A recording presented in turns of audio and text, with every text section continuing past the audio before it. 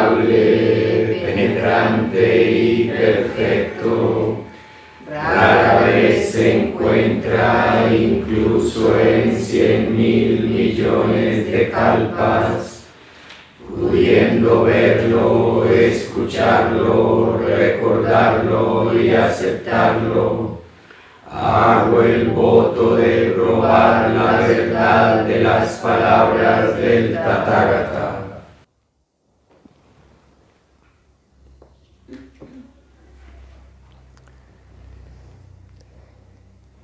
Buenos días. Para empezar, quiero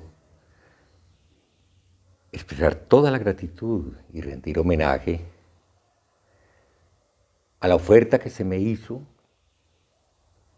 de hacer parte de la vena de sangre,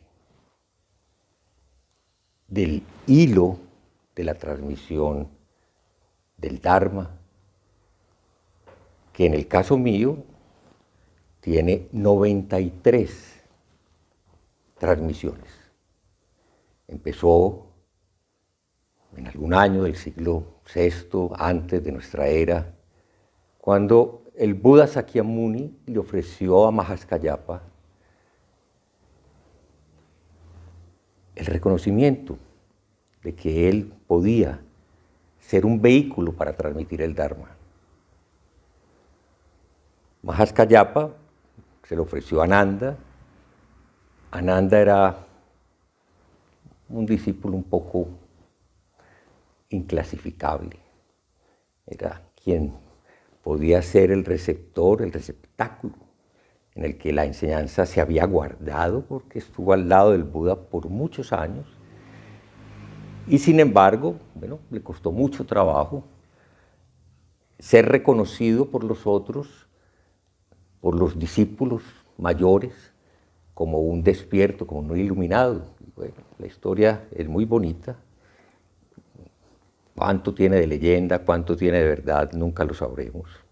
Finalmente, como la memoria, todos son relatos que se renuevan. El hecho es que cuando ya Ananda no esperaba nada, porque su mente estaba cerrada, no se despertaba, no era un iluminado, cuando ya tiró todo y se acostó a dormir, ¡pum!, se despertó.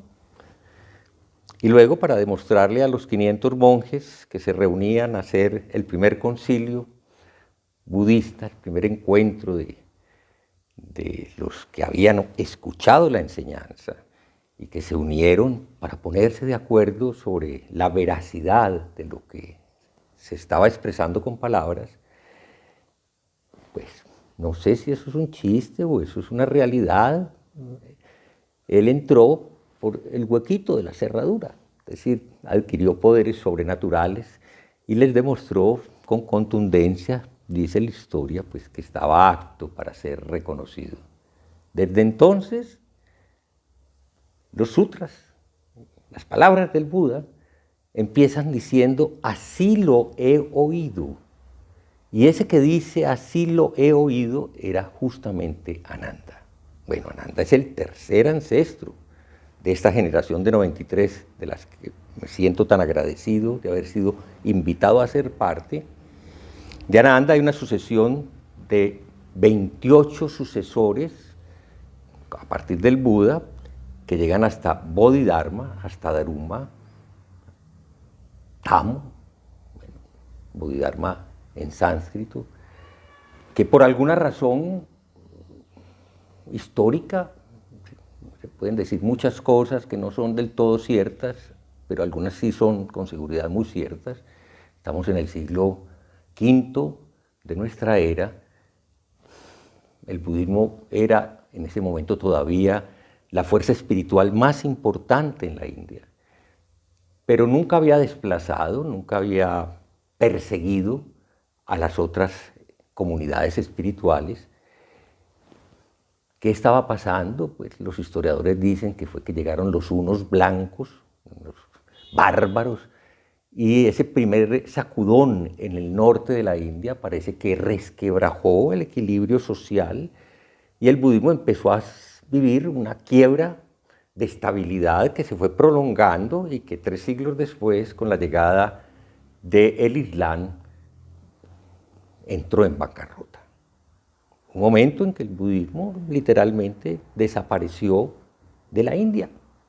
Quedó una mínima cantidad de personas que lo practicaban o lo estudiaban. Y no voy a entrar en detalles, lo que quiero decir es que Bodhidharma parece que es consciente de la fractura de la práctica, de la enseñanza del Dharma en la India, y ha escuchado que en la China hay un fervor, hay unas mentes dispuestas, preparadas, listas para recibir el Dharma. Y se va para la China, tampoco se sabe mucho histórico y real sobre Bodhidharma, pero bueno, algunas versiones, las más reconocidas, dicen que llegó por el Mar del Sur, por el Mar de la China, que hizo muchas escalas, se demoró 2 o 3 años en llegar al sur de la China, y que finalmente se instaló en Shaolin. Y ese nombre pues es conocido por todos, porque Shaolin es el monasterio famoso por los monjes peleadores, yo les digo peleadores combatientes, los monjes guerreros. Es una extraña alianza que está ahí en el nacimiento del budismo. Para los seguidores de las artes marciales es muy importante que Bodhidharma haya estado ahí. Para nosotros no es tan claro qué tan importante es esa cercanía con el kung fu, con las artes marciales, con la guerra. Pero bueno, China, igualito al resto del mundo, era un país que se destrozaba. Cada que había un cambio de gobierno, pues no era por las buenas, era por las malas, y se fragmentaba, se dividía, cambiaba su estructura. Tenía 2 corrientes espirituales muy poderosas, taoísmo, confucianismo, que ocupaban la mente, incluso las disputas entre los chinos. Los interesados en el budismo en la China en ese momento están fascinados especialmente con las escrituras. Justo en ese momento, cuando Bodhidharma está llegando a la China, es que se están haciendo las traducciones de los grandes sutras mahayanas. Se están haciendo las traducciones del sánscrito, seguramente, porque el Mahayana está escrito en sánscrito, y hay una legión de traductores muy queridos y muy importantes. Y lo que sucede con los chinos budistas es que no saben a cuál sutra darle más importancia, cuál es realmente la esencia de la enseñanza, cuál es el modelo que hay que seguir. Y hay una disputa, la gente está tan embebida en la cuestión intelectual y en el prestigio de tener el sutra verdadero que, bueno, parece ser que la práctica no era lo más claro. Porque cuando Bodhidharma llega allí, lo que va a suceder pues, es la entrega de una enseñanza que después de este momento, no sé cómo decirlo, pues creo que se ha llenado de más palabras que las que Bodhidharma hubiera querido. La historia cuenta que Bodhidharma es invitado por el emperador del sur de China, converso al budismo, con grandes honores a palacio, y lo invita a un diálogo que se ha mantenido y que muchos conocen, en el que el emperador dice: reverendo, ¿qué mérito debo recibir después de haber trabajado tanto por el budismo? He patrocinado legión de traductores, he publicado, he hecho que los libros se reproduzcan y estén en todos los monasterios, he construido monasterios y pagodas, miles de monjes viven de cuenta del Estado, todo porque yo me he puesto en esa tarea. ¿Qué mérito debo esperar? Bodhidharma responde: ninguno. El emperador se asombra, no parece ser que le resulte muy agradable esa respuesta, y dice: y entonces, ¿qué hay de sagrado en el budismo? Y Bodhidharma responde: nada.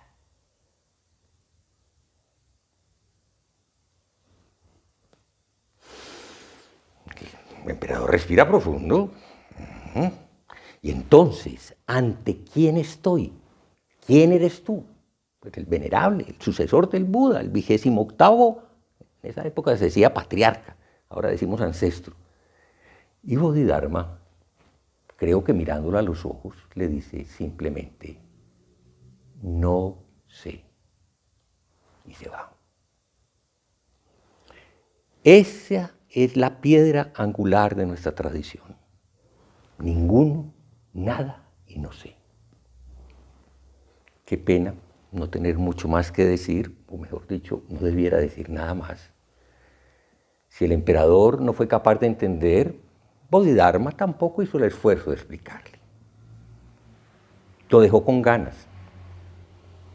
Y yo creo que en esas ganas, que no era solamente para el emperador, era para los verdaderos buscadores de la vida, se estructuró la nueva sucesión de ancestros que va a tener 6 sucesores en la China, los 6 ancestros que conocemos. Bodhidharma se retira, lo invitan a dar una gran conferencia ante los monjes más prestigiosos de la China, convocados a escuchar al, entre comillas, papa hindú que había llegado.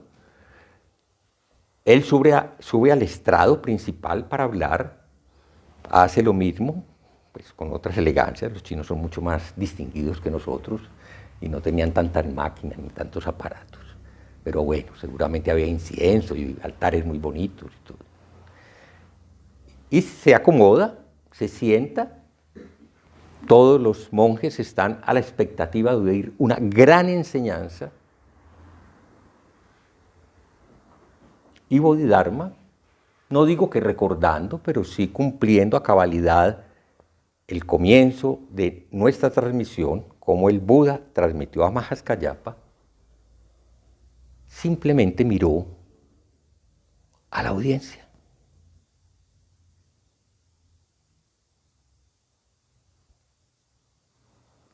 Y no dijo nada. Pasaron largos minutos, seguramente muy penosos para muchos de los que estaban ahí, cerró su libro y se fue.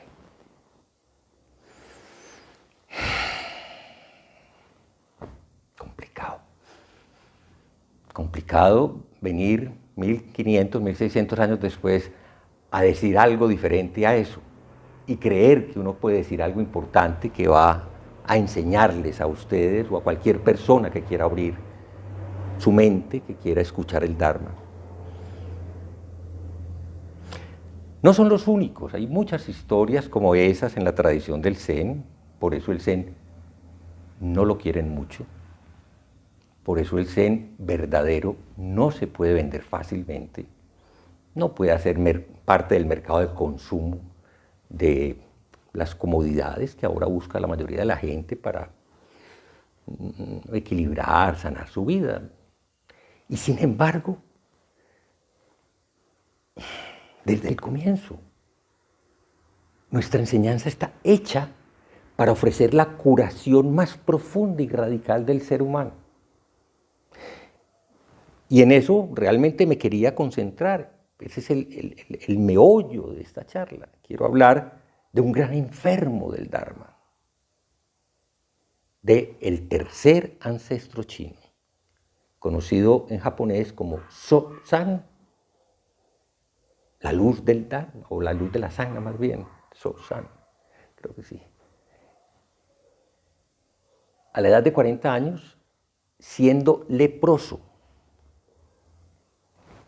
lleno de estigmas de lepra, se encuentra con el sucesor de Bodhidharma, Huike, que tiene también una historia escabrosa. No sé cómo la gente la lee y sigue practicando el Zen. Es el que, para pedirle el Dokusan al maestro Bodhidharma, se corta un brazo y le dice, estoy dispuesto a lo que sea con tal de que me ayude. No sé si eso sea verdad, pero suena absolutamente horrendo. Un hombre chorreando sangre, porque si hay arterias, eso pulsaba, y un brazo aquí también chorreando. Eso es lo más espantoso que uno pueda oír. ¿Cómo así que una vida espiritual se da el lujo de hacer esas porquerías? Bueno, considérenlo seriamente. Están aquí. Y Bodhidharma mira a Huicó y le dice, bueno, veo que sí, que eres una persona totalmente decidida. Estoy dispuesto a ayudarte. ¿Qué es lo que necesitas? Y Huiqué dice, ayúdame a pacificar mi chin, mente, corazón, alma, centro, junten todo eso.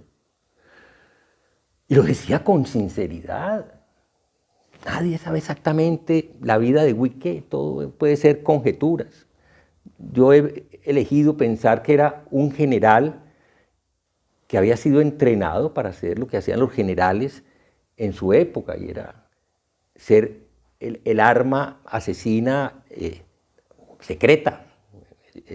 El Kung Fu solo se le enseñaba a los grandes militares y eso les daba una actitud para la guerra impresionante. Entonces, pues eran los verdaderos, pues ahora los vemos en las películas, esos ninjas que hacen cosas maravillosas, extrañísimas y pues obviamente matan a todo el mundo. Digo eso porque siento que esta historia es la historia de un profundo remordimiento. ¿Qué es lo que expresa Huicó cuando llega? Un gran dolor. ¿Qué hizo? Nunca nos dicen qué fue lo que hizo tan grave. Y es tan horrible lo que hizo que está dispuesto a cortarse incluso un brazo. Y digo yo, bueno, una mano que sabía matar.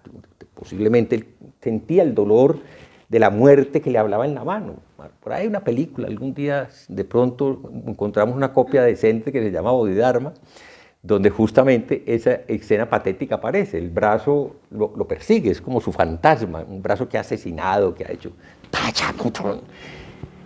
Y seguramente, pues, en esa desesperación eso es lo que hace. Entonces, Bodhidharma le dice, no hay problema, yo te ayudo, dame tu chin. Dámelo, entrégamelo. Yo te lo pacifico.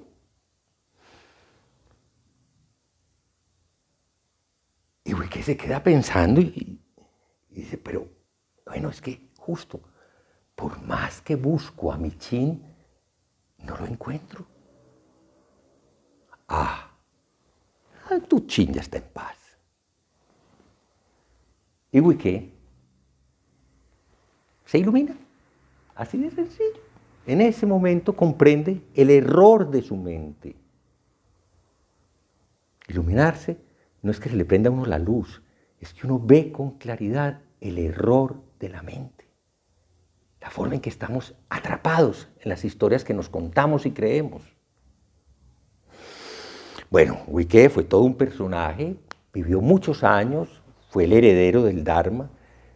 No hubo un solo heredero del Dharma de Bodhidharma, y qué lindo, yo siempre refuerzo eso. Hubo 4 herederos del Dharma. De Huiqué sabemos un poquitico, de los otros 3 no sabemos nada, se perdieron en la historia. Y qué tristeza, la 4ª heredera del Dharma era una mujer. ¿Cómo se perdió en la historia del Zen eso? Patriarcalismo, seguramente. No hubo quien registrara, quien nos contara la enseñanza ni de la manera en que la hizo, si la transmitió o no la transmitió, se perdió.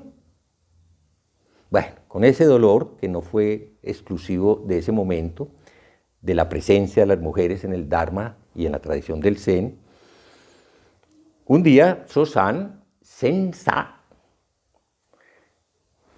enfermo de lepra, se acerca a Huiqué, ha oído hablar de él, que tanto Senzan conocía de la enseñanza del Dharma en la tradición del Zen. No sé, no se sabe nada, ni cuándo nació, ni qué había hecho, ni de quién era hijo. Todo es conjeturas, pero bueno. Kei-san, el maestro Kei-san, él es cercano a Dogen, pero él es el tercero en la sucesión de Dogen. Tercero no, el 4º en la sucesión de Dogen. Muchos dicen que en el esfuerzo didáctico, pedagógico, escritural de Kei-san, se salvó la enseñanza de Dogen. Si él no se hubiera tomado la molestia de establecer vínculos con la cultura japonesa de entonces y escribir no voy a decir que son textos para validar, pero demostrar la coherencia de la enseñanza. El Denkoroku es un libro que tiene un equivalente en chino, pero que a Japón no había llegado. Y estamos hablando de culturas inmersas en la respetabilidad de la enseñanza. Eso es propio de la cultura china. Tal vez los hindúes no lo vean de esa manera, pero en China toda esta tradición confucionista le daba mucha importancia a que hubiera documentos que legalizaran la transmisión, que existieran sellos, que mostraran claramente que el que decía ser representante fuera realmente un representante legítimo. Y bueno, ya somos desde hace 2000 y pico de años, somos de la especie humana que todo lo escribe. Antes todo lo hablaba y lo único que había era transmisión oral, pero desde hace más de 2000 años existen los libros y desde que existe la imprenta los libros son muy democráticos. Yo tengo una copia del Denkoroku que ustedes la pueden tener cuando quieran. Y aquí está la tradición nuestra. Esta es la sucesión de todos los ancestros, aquí van a encontrar la palabra patriarcas, de la India y de todos los ancestros chinos. Por decencia, Kei-san no hace el relato de los ancestros japoneses, conservamos nombres, ahí entramos en una cosa muy compleja que es cómo los árboles se ramifican. Y para llegar a mí, pues yo soy una ramita final de un montón de ramificaciones. Y cuando yo digo pertenezco a la 93 generación, lo que yo tengo que ver es todas las otras ramitas 93 que existen. Y ya incluso hay 94. Ya hay personas que siendo 93 generación, son maestros, están autorizados a transmitir, ya han transmitido. De modo que el árbol sigue creciendo. Pero lindo, lindo. Yo me he pasado siempre diciendo, lo quiero hacer de manera regular, conocer a nuestros ancestros. Y si fuera posible, tener una historia equivalente, se están haciendo intentos muy valiosos, conocer a nuestras ancestras. Entonces voy a tratar de traer, así lo hicimos en algún momento, alguno de estos ancestros y contar su historia. Entonces hoy quiero seguir acercando a la Sangha, Aso-san en japonés, Sen-san en chino, a esta historia que no deja de ser realmente muy impactante. Vuelvo a ponerlos en la escena en que los dejé, un leproso con estigmas de lepra, un enfermo que se está muriendo, donde no había ni vacuna ni medicamento alguno para tratar la lepra. Hasta hace, ¿cuántos años tuvimos tratamiento?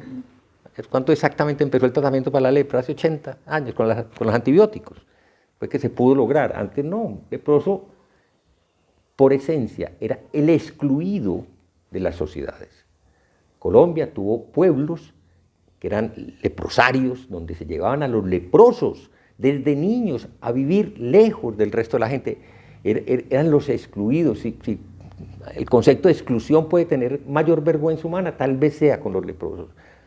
En el leprosario famoso, Agua de Dios, murió un gran maestro de música que Teresita nos lo ha puesto a sonar muchas veces, el maestro Calvo, y parece que ni siquiera tenía lepra, que era otra enfermedad y que, bueno, la vida lo encerró allá para que muriera allá. Este era un leproso. No sé si en China era que, recuerden en el Evangelio, pues Cristo curaba a los leprosos. Bueno, nosotros también los curamos, como es el caso que les voy a contar, pero de otra manera muy distinta. El 30º patriarca, 28 y 2 más, tercer patriarca chino, voy a leer cómo está el texto en japonés y cómo se tradujo inicialmente al inglés y al español, pero ya pues la costumbre cuando aparece la palabra patriarca es decir ancestro. Fue el gran maestro chino, fue el gran maestro Xianqi Zhensan, en cierta ocasión visitó al 29º ancestro, va a cambiar, y le dijo: mi cuerpo está infectado con la lepra. Te suplico que me limpies de mis pecados. Nuevamente. Qué bonito oír esto. Y sé que somos, no sé, parte de una generación que se siente con mucha dificultad para hablar de pecado y de remordimiento. No nos gusta. Los escrúpulos que nos generó pues, todo este conflicto con la Iglesia Católica y la manipulación que eso también generó, no nos permite, pero qué bonito encontrar el remordimiento y el arrepentimiento, pues, porque remordimiento es consumirse de tristeza, pero arrepentirse es ofrecer un compromiso de responsabilidad. Mi cuerpo está infectado con la lepra. Te suplico que me limpies de mis pecados. Así está en chino. Estoy seguro de que no hay una manipulación al español. La palabra pecado no es un invento. Le dice Huicó, como le había dicho, pues en el estilo que le dijo Bodhidharma a él: muéstrame tus pecados y te liberaré de ellos. Replicó el patriarca. Justo, por más que trato de encontrar mis pecados, no puedo encontrarlos. Respondió entonces el maestro, después de permanecer en silencio durante un buen rato. Sí, porque ¿cómo hago yo para entregar los pecados? ¿Dónde están? ¿Dónde los tengo? ¿Cómo los saco de aquí? Los escribo. Ya estar limpio de todos tus pecados. Ahora debes tomar refugio en el Buda, el Dharma y el Sangha, concluyó el patriarca.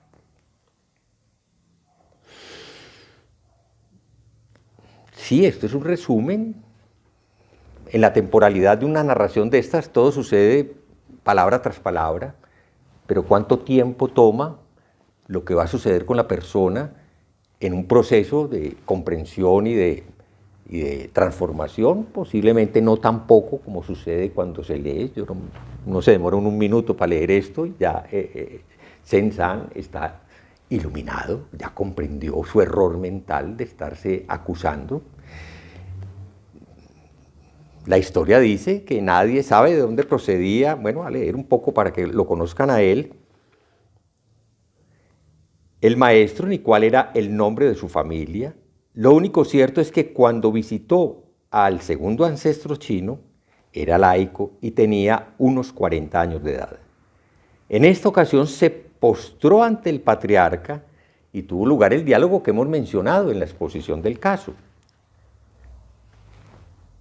Cuando te veo, dice Sen-san, sé lo que es un monje, pero todavía ignoro lo que son el Dharma y la Sangha, o el Sangha, dice aquí, replicó el maestro.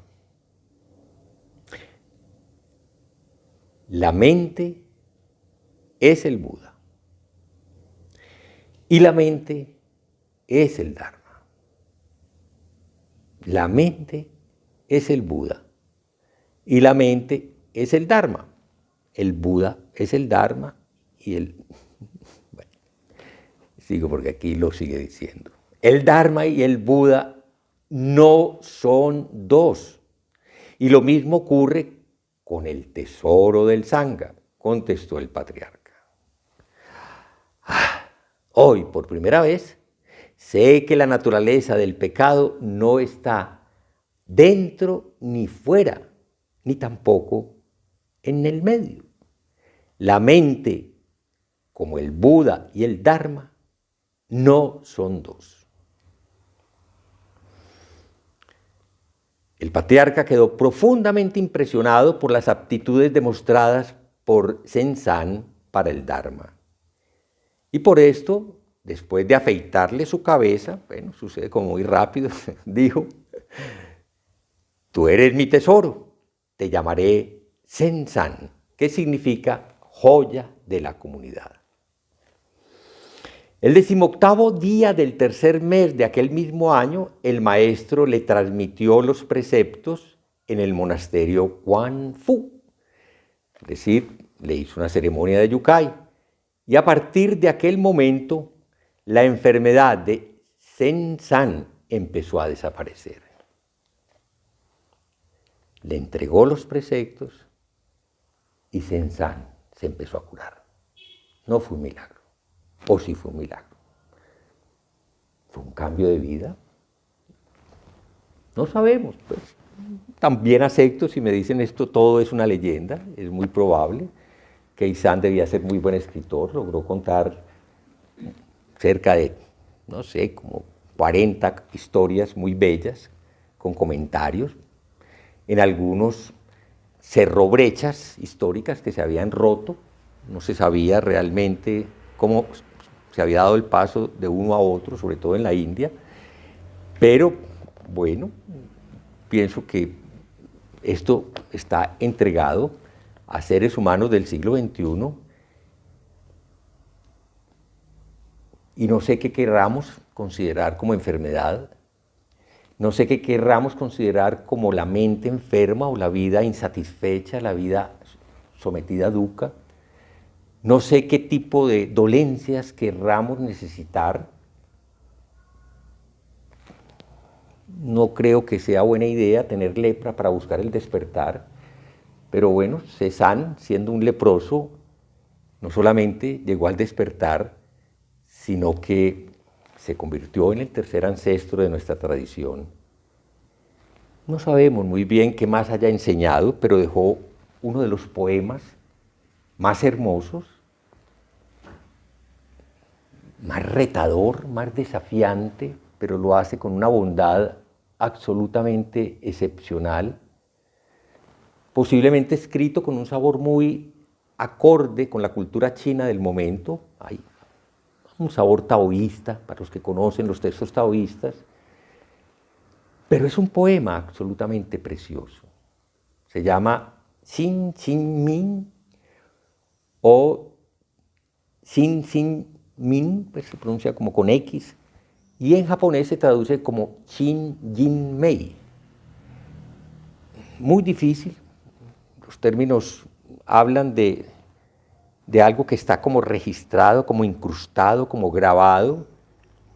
Habla de la fe, aunque la mayoría de los traductores no están del todo identificados con la palabra fe y prefieren utilizar la palabra confianza, y habla de la mente. Pero la mente en chino, el chin del que se está hablando acá, no es la mente que piensa solamente, es la mente que siente y es la mente que está incorporada, que no se separa del cuerpo. Entonces, los chinos tienen una palabra mucho más completa cuando hablan de Chin. Bueno, voy a dedicarme los próximos días a hacer algunos comentarios sobre este texto. Hoy quería traer la presencia del gran maestro Sozán, mi ancestro, su ancestro, una de las figuras que se registran en la vena de sangre.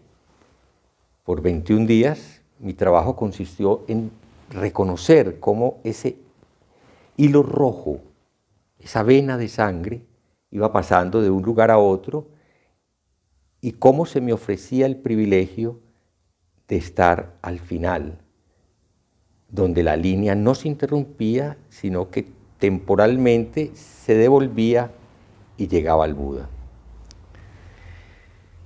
Shin Shin Mi dice al comienzo, y hay muchas versiones en inglés, en francés, en español, que yo soy capaz de leer, los términos cambian.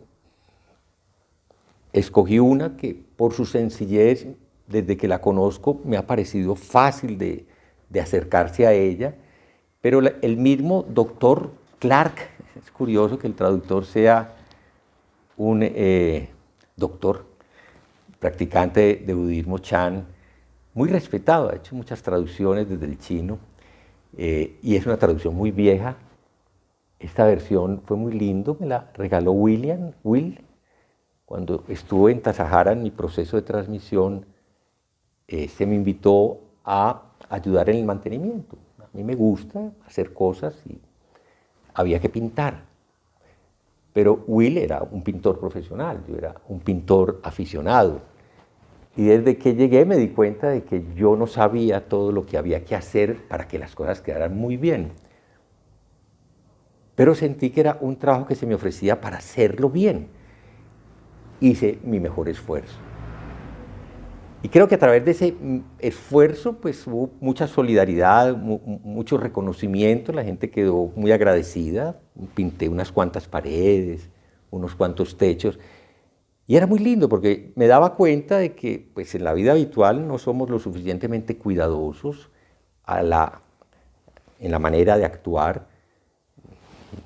Nos levantamos de la cama y la dejamos extendida, acumulamos desorden alrededor. Nuestra cocina es, pues cuando estamos solos, es una pelotera. Cuando trabajamos vamos tirando cosas por los lados y nos demoramos en recogerlas. Al pintar salpicamos y caen gotitas.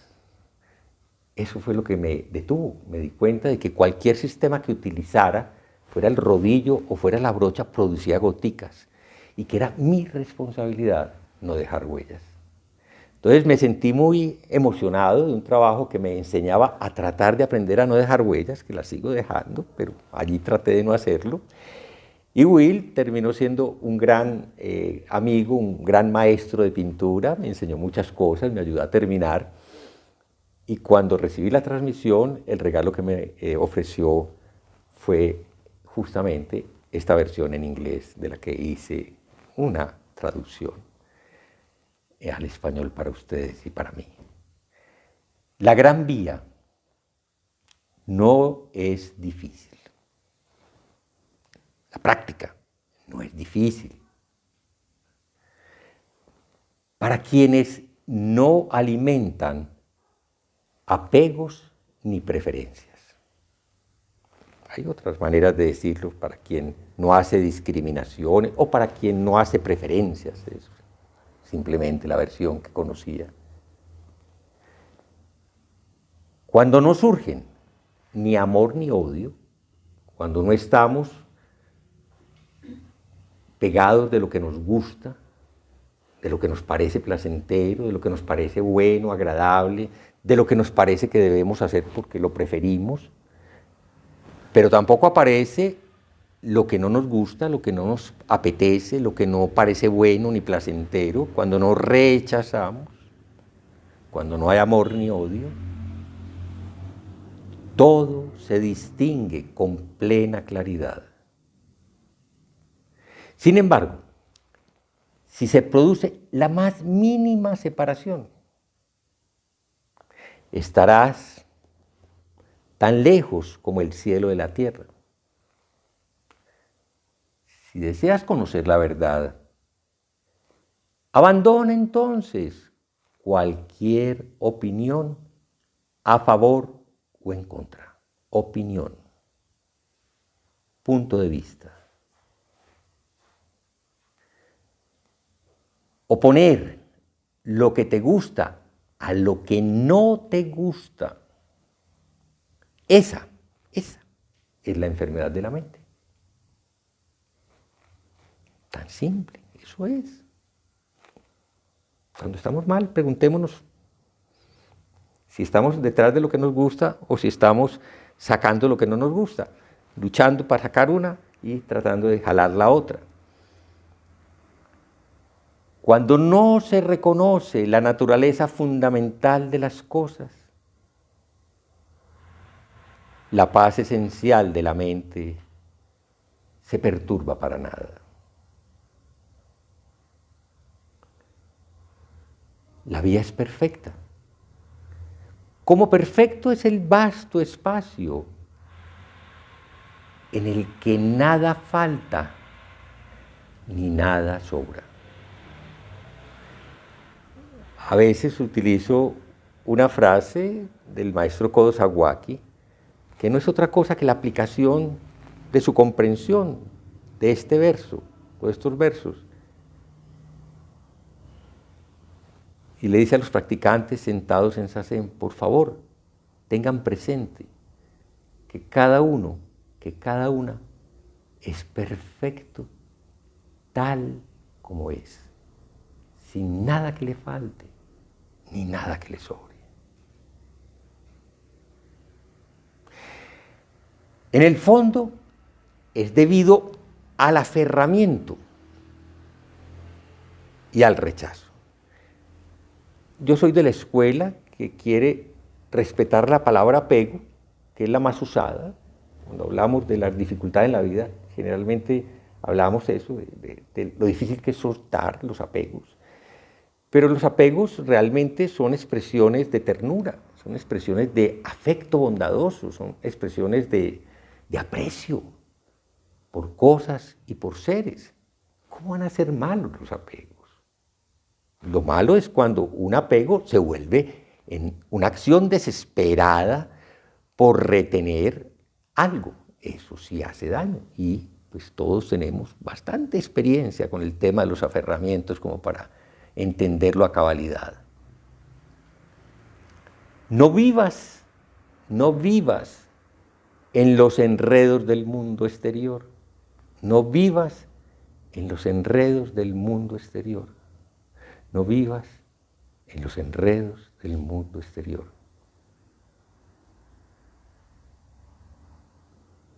Eso se puede aplicar a muchas cosas. Pero básicamente, pues yo creo que todos los que hemos descubierto el sabor del Dharma, y cuando empezamos una práctica medianamente seria, empezamos a sentir que hay una temperatura muy distinta alrededor de la práctica del Dharma,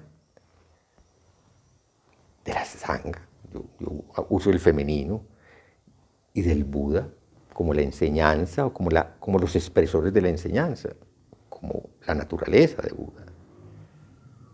Cuando uno está alrededor de la práctica, la vida parece desenredarse. Y digo parece porque son sensaciones, nunca es tan completo para que nos quedemos ahí. Luego, bueno, venimos, estamos un ratico en el sendo, cuando logramos que la mente suelte sus enredos, pues es rico, a veces no es fácil soltar los enredos, seguimos y salimos. Y vamos al mundo, y de inmediato, ¿qué nos sucede? Los enredos del mundo, las complejidades del mundo exterior, lleno de complejidades. Y no sé cuánta vida tenemos que gastar dándonos cuenta de todo lo que se pierde vitalmente atrapado en los enredos del mundo versus la decisión de cultivar el Dharma. Cuando llegamos a la práctica, el yo aferrado en el mundo exterior es inmenso, es gigantesco. A medida que practicamos el Dharma empieza a ocupar nuestra vida y los enredos del mundo externo van disminuyendo. Bueno, no puedo decir que en todo el mundo mucho, yo no soy un buen ejemplo y creo que aquí no hay muchos buenos ejemplos, pero bueno, esa es la idea, que podamos reconocer dónde seguimos aferrados a los enredos del mundo exterior. Porque seguro que si tenemos problemas es porque seguimos enredados. Y la práctica es el momento para darnos cuenta. La vida en la Sangha es el momento para darnos cuenta. El problema es que no, es fácil seguir señalando al otro como el culpable. Permanece sereno y en unidad con las cosas. Y las opiniones erróneas desaparecerán por sí solas. No sé, es tan simple. Mucha gente quiere una receta y la verdad, siempre decimos, el Zen no tiene recetas, pero yo leo esto y digo, pero mejor receta que esta. Esta es la receta. Y no es el único que la plantea así de sencillo. Permanece sereno y en unidad con todas las cosas.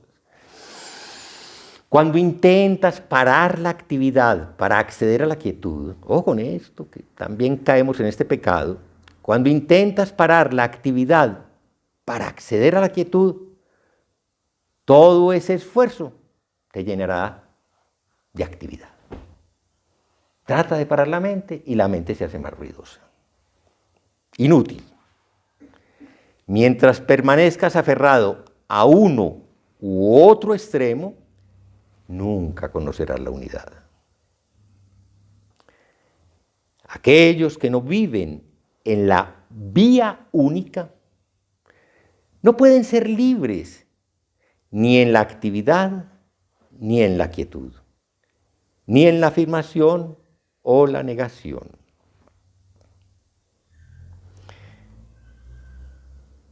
Niega la realidad de las cosas. Todo es ilusión, tan bonito que es escuchar eso. Entonces, bueno, nada existe, todo ha sido una fabricación. Cuidado. Niega la realidad de las cosas y perderás su realidad. Afirma la vacuidad de las cosas y perderás su realidad. No podemos utilizar la vacuidad como si fuera un extremo de algo. Ojo con eso, es tan fácil caer en la trampa de las palabras. Entonces parece que la vacuidad debiera ser algo concreto que se opone a la multiplicidad de las cosas en las que nos perdemos. Entonces debemos cultivar el vacío y negar la realidad de la multitud de las cosas. Ni uno ni otro. Ni uno ni otro. Mientras más hables y pienses en eso, más te alejarás de la verdad. Hablar, hablar. Tan difícil que es callar.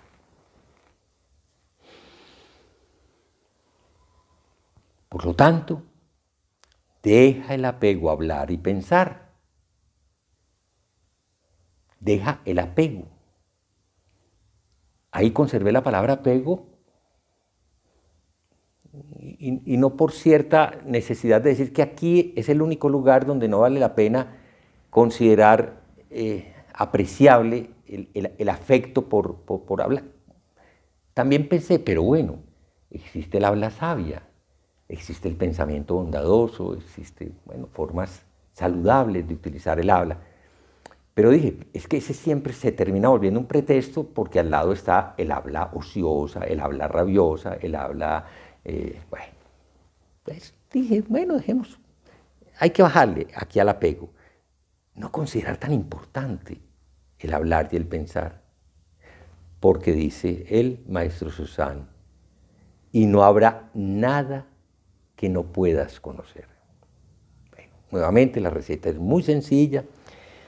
Esto es largo, el poema tiene todavía, en la impresión que yo hice, 3 páginas y media más, de modo que va a tener mucho tema del cual voy a compartir, pero después de 40 años de haberlo conocido, 40 más, 45 años, sigo maravillado y me sorprendió muy positivamente que era el único poema de nuestra tradición que no se recitaba habitualmente en el San Francisco Zen Center, en Greenwich, y dio la casualidad de que cuando estuve ahora en diciembre, incluso creo que desde marzo del año pasado ya se estaba haciendo Kokyo, ¿cómo se llama? El que fue tanto.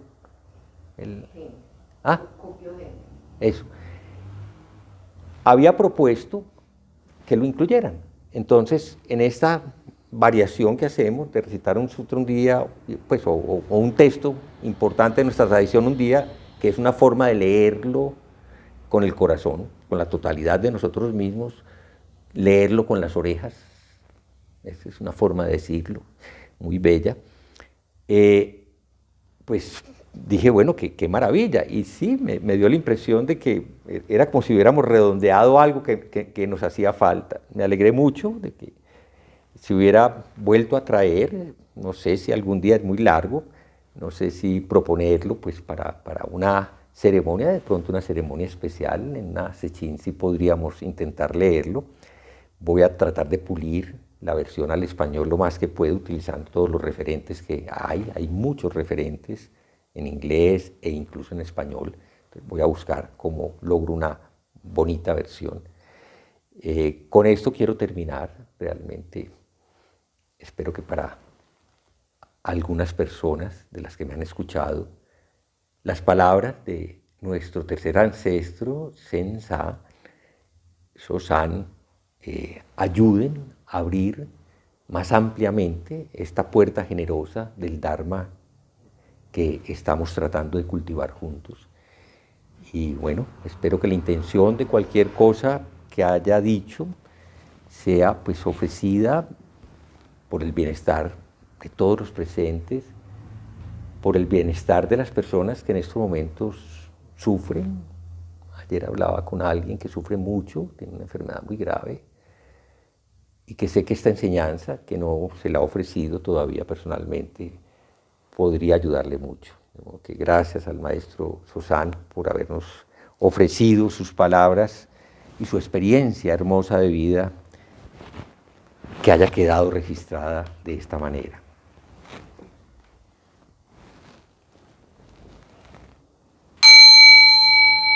Que nuestra intención se extienda por igual a cada ser y lugar, con el verdadero mérito del sendero de Buda. Los seres son innumerables, hago el voto de salvarlos. Las ilusiones son inextinguibles, hago el voto de terminarlas. Las puertas del Dharma son infinitas, hago el voto de atravesarlas. El camino del Buda es inmejorable, hago el voto de realizarlo.